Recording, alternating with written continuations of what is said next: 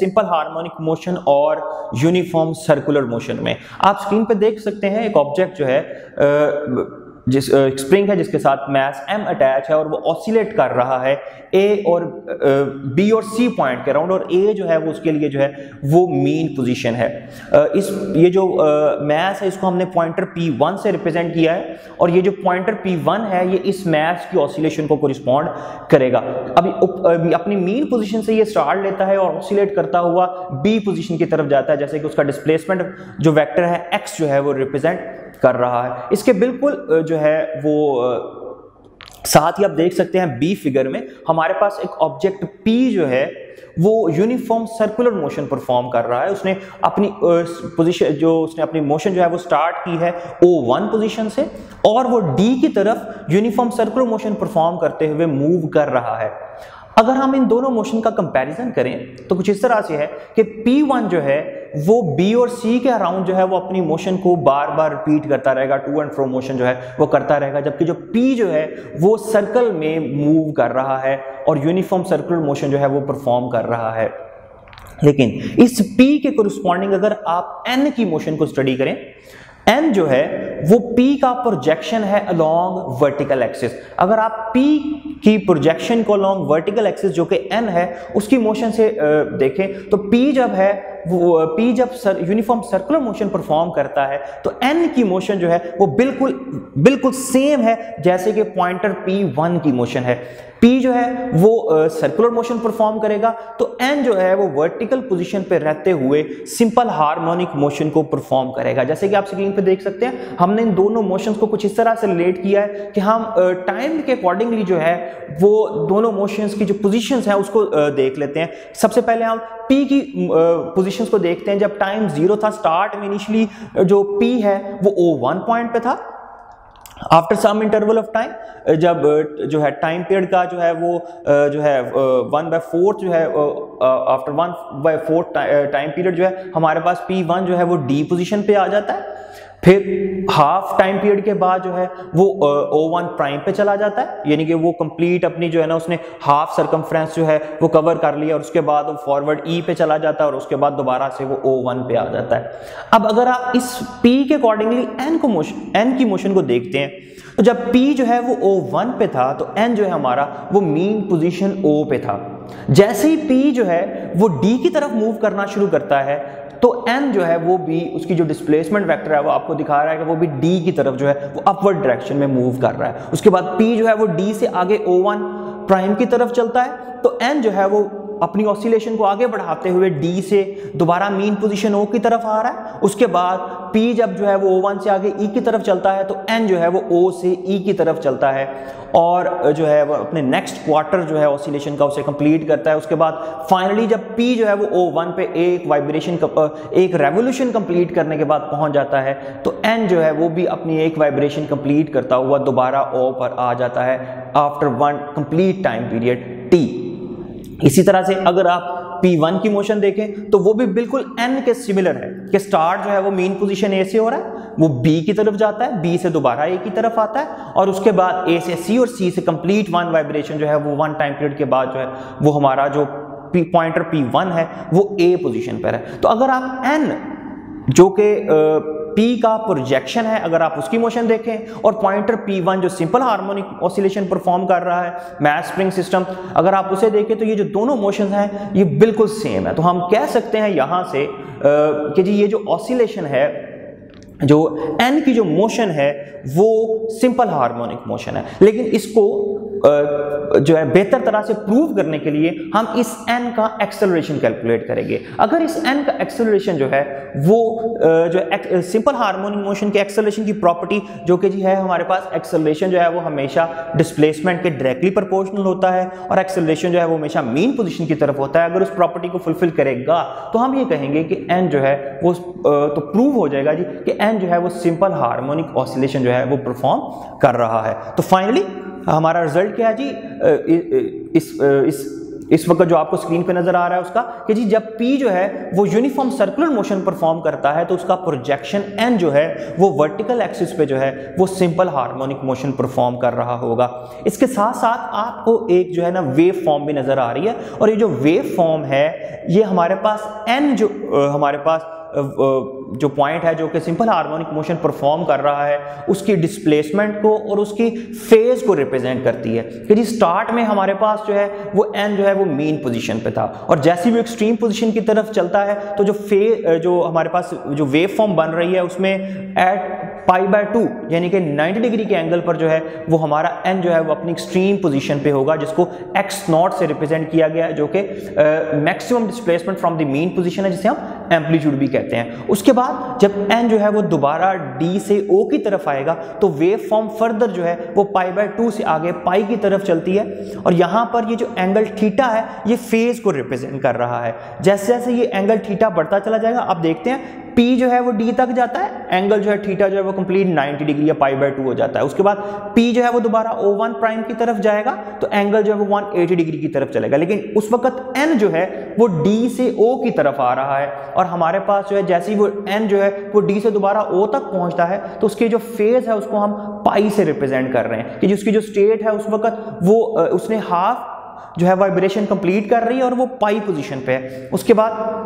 Further P जो है वो O1 प्राइम से आगे की तरफ चलता है तो N जो कि उसका प्रोजेक्शन है वो O से E की तरफ मूव करेगा, और E पर पहुंचकर उसका जो फेज है वो 3π/2 होगा, यानी कि वो अपनी अपोजिट साइड पर एक्सट्रीम पोजीशन पे पहुंच चुका होगा। उसके बाद कंप्लीट वाइब्रेशन होगी कि जी वो दोबारा N जो है वो E से O की तरफ मूव करेगा, और जो वेव है वो कंप्लीट हो जाती है जी 2π पे जाके। उसके बाद क्योंकि ऑसिलेशन कैरी रहती जो है ना कैरी ऑन रहती है, वो आगे फॉरवर्ड की डायरेक्शन में चलती रहती है, तो आप क्या देखते हैं कि जी आपको कंप्लीट वेव फॉर्म जो है ना वो आगे की तरफ भी नजर आ रही है इसी तरह से।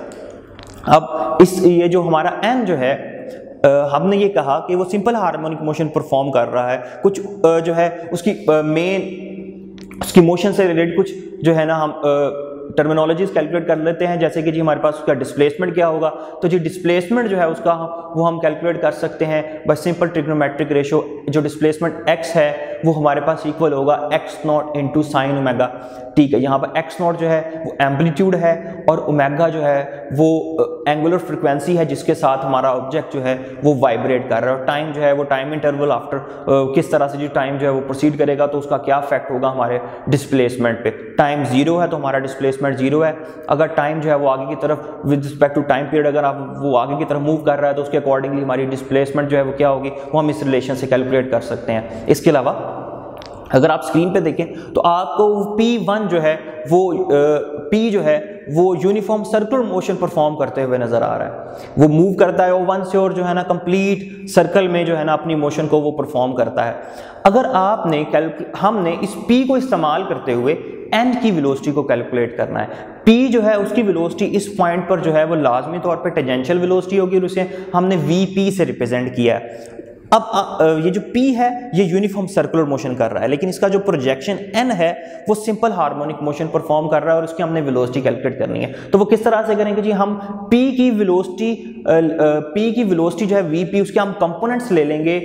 हॉरिजॉन्टल कंपोनेंट और वर्टिकल कंपोनेंट। अब जो P की वेलोसिटी का जो वर्टिकल कंपोनेंट है वो N की डायरेक्शन में है, यानी कि जो VP का जो वर्टिकल कंपोनेंट है एक्चुअली वो N की वेलोसिटी को कोरिस्पॉन्ड करता है। तो अगर आपने N की वेलोसिटी आप कैलकुलेट करना चाहते हैं किसी भी इंस्टेंट पे तो वो आपको VP का जो है वो वर्टिकल कंपोनेंट देगा, और जो VP का वर्टिकल कंपोनेंट है उसे हम किस तरह से डिफाइन कर सकते हैं कि जी Vn कि N की जो वेलोसिटी है वो किस तरह से लिखी जाएगी जी VP साइन 90 माइनस थीटा, क्योंकि अगर आप इस पोजीशन पे जो है एंगल उसकी जो है कंपोनेंट निकाल रहे हैं तो आप देख सकते हैं x जो हमारे पास जो डॉटेड लाइन है वो और जो हमारा रेडियल वेक्टर जो हमारे पास लेंथ है जिसको हमने एम्पलीट्यूड x0 से रिप्रेजेंट किया उसके दरमियान एंगल थीटा बन रहा है। लेकिन जो हमारे पास जो है VP और वो जो डॉटेड लाइन है उसके दरमियान एंगल जो है वो 90 माइनस थीटा होगा, क्योंकि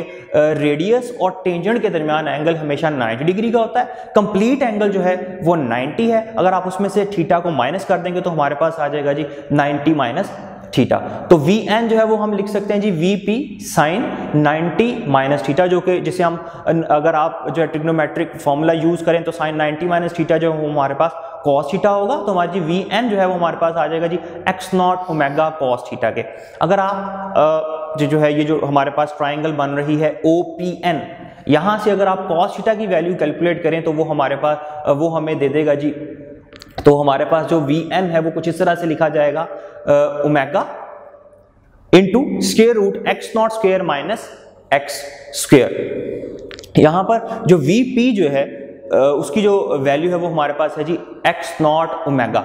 अब ये जो रिलेशन हमारे पास वी एन का आ गया है, अगर आप इसे नोट डाउन करें तो हम जो है दो केसेस जो है वो देख सकते हैं कि जी अगर हमारे पास x जो है वो 0 है, यानी कि हमारा जो ऑब्जेक्ट है वो मीन पोजीशन पे है, तो हमारी जो वेलोसिटी वी एन है वो मैक्सिमम होगी। लेकिन अगर हमारा ऑब्जेक्ट जो है वो एक्सट्रीम पोजीशन पे है, यानी कि x जो है वो x नॉट है, तो x not square minus x not square जो है वो 0 होगा, यानी कि मीन पोजीशन पे n की जो वेलोसिटी है वो मैक्सिमम होगी, ओमेगा x नॉट के इक्वल होगी, और एक्सट्रीम पोजीशन पे जो है वो जो n की जो वेलोसिटी है वो 0 होगी। इसके अलावा एक्सेलरेशन अगर हम कैलकुलेट करना चाहें तो वो भी कैलकुलेट किया जा सकता है जी। वो किस तरह से होगा कि उसी तरह से p जो है वो यूनिफॉर्म सर्कुलर मोशन कर रहा है, तो अगर वो यूनिफॉर्म सर्कुलर मोशन परफॉर्म कर रहा है तो जो उसका एक्सेलरेशन है वो लाजमी तौर पे सेंट्रीपिटल एक्सेलरेशन होगा, जिसको AP से रिप्रेजेंट किया गया है, और उसकी डायरेक्शन जो है वो सेंटर की तरफ होगी। अगेन अगर आप n का एक्सेलरेशन कैलकुलेट करना चाहते हैं तो आपको p के एक्सेलरेशन के कंपोनेंट्स लेना होंगे। हम उसका हॉरिजॉन्टल कंपोनेंट भी लेंगे और उसका वर्टिकल कंपोनेंट भी लेंगे। हॉरिजॉन्टल कंपोनेंट जो है जो कि डॉटेड लाइन के क्रॉस होगा, वो यहाँ पे n की मोशन को कोरिस्पॉन्ड नहीं करता, लेकिन जो उसका वर्टिकल कंपोनेंट है वो n के एक्सेलरेशन को रिप्रेजेंट करेगा, और उसकी जो डायरेक्शन है वो मीन पोजीशन की तरफ आपको नजर आ रही है। तो यहां पर जो a दिखाया गया है वो असल में n का एक्सेलरेशन है, जो जिसकी जो डायरेक्शन है वो मीन पोजीशन की तरफ है। अगर आप इसको कैलकुलेट करना चाहते हैं तो आपने यानी कि n का जो एक्सेलरेशन है अगर आप कैलकुलेट करना चाहते हैं तो वो p के वर्टिकल कंपोनेंट से जो है ना आएगा, तो वो किसके वो हमारे पास इक्वल होगा जी a n जो है, यानी कि जो n का एक्सेलरेशन है वो इक्वल होगा a p sine of theta के। अगर आप ए पी जो कि जो है वो पी क्योंकि वो जो है सर्कुलर मोशन परफॉर्म कर रहा है, तो ए पी जो है वो हमारे पास सेंटीमीटर एक्सेलरेशन होगा, तो उससे हमारे पास आ जाएगा जी X naught omega square sine theta की वैल्यू हम इस जो है हमारे पास जो राइट एंगल ट्राइंगल है ओ पी एन यहाँ से ले लेंगे, तो हमारे पास जो ए एन है वो आ जाएगा ओमेगा स्क्वायर एक्स। और अगर आप डायरेक्शन के अकॉर्डिंगली देखें तो एक्स जो है वो हमारा डी की तरफ मूव कर रहा है इस वक्त, और लेकिन एन जो है उसका जो एक्सेलरेशन है वो मीन पोजीशन की तरफ है। तो अगर आप जो है वो वेक्टर के साथ लिखें तो ए एन जो कि वेक्टर है वो मीन पोजीशन की तरफ है, जबकि जो डिस्प्लेसमेंट एक्स है वो एक्सट्रीम पोजीशन डी की तरफ है। तो हम इस रिलेशन को लिख सकते हैं A N is equal to minus omega square X. यहाँ पे माइनस साइन जो है अगेन ये रिप्रेजेंट कर रहा है कि जो n का एक्सेलरेशन है वो मीन पोजीशन की तरफ होगा। अब ये जो रिलेशन हमारे पास आया है ये क्लियर कट हमें ये समझा रहा है कि n की जो मोशन है वो सिंपल हार्मोनिक मोशन है, क्योंकि ये जो इक्वेशन है ये सिंपल हार्मोनिक मोशन की इक्वेशन है। यहाँ पे ओमेगा जो है वो एक कांस्टेंट फैक्टर होगा। अब ये हमारे पास जनरलाइज सिंपल हार्मोनिक मोशन की इक्वेशन है। यहाँ पर ओमेगा जो है वो सिस्टम टू सिस्टम वेरी करेगा, बाकी जो है ये हमारे पास एंटिटीज जो है वो इसी तरह से रहेंगी। एक्सेलरेशन डिस्प्लेसमेंट के डायरेक्टली प्रोपोर्शनल रहेगा और एक्सेलरेशन की डायरेक्शन हमेशा मीन पोजीशन की तरफ होगी, लेकिन ओमेगा जो है वो सिस्टम टू सिस्टम वेरी करेगा। यानी कि मैथ स्प्रिंग सिस्टम में इस ओमेगा की वैल्यू कुछ और होगी, सिंपल पेंडुलम के लिए इस ओमेगा की वैल्यू कुछ और होगी, लेकिन ये जो कांस्टेंट है ये हम मुख्तलिफ सिस्टम्स में जाकर डिफरेंट तरह से डिफाइन करेंगे। अब हम कुछ जो है ना मोशन के फेज के बारे में स्टडी कर लेते हैं। फेज एंगल जो है ये कोई भी ऑब्जेक्ट जो है जो सिंपल हार्मोनिक मोशन परफॉर्म कर रहा है उसकी स्टेट ऑफ मोशन को डिफाइन करता है। जैसे कि अभी हमने डिस्प्लेसमेंट वेक्टर को डिफाइन किया था x is equal to X not sine omega T. उस केस में हमारे पास जो फेस एंगल था, इनिशियल फेस एंगल जो था वो 0 था, और जो फेस एंगल था वो सिर्फ ओमेगा टी था, लेकिन जनरली हम थीटा को जो है वो कुछ इस तरह से डिफाइन करते हैं ओमेगा टी प्लस फाई। एक कंप्लीट एंगल थीटा जो है वो ओमेगा टी और फाई से आता है, और फाई जो है वो यहाँ पर वो हमें इनिशियल फेज देता है। यानी कि अगर मोशन जो है वो किसी पी इनिशियल पॉइंट से स्टार्ट हो रही है और उस वक्त जो फेस एंगल है वो हमारा फाई है, तो उसके बाद पी इनिशियल से ऑब्जेक्ट मूव करता हुआ पी पोजीशन तक चला जाता है, और इस वक्त जो है वो पी पोजीशन पे है, तो उसने जो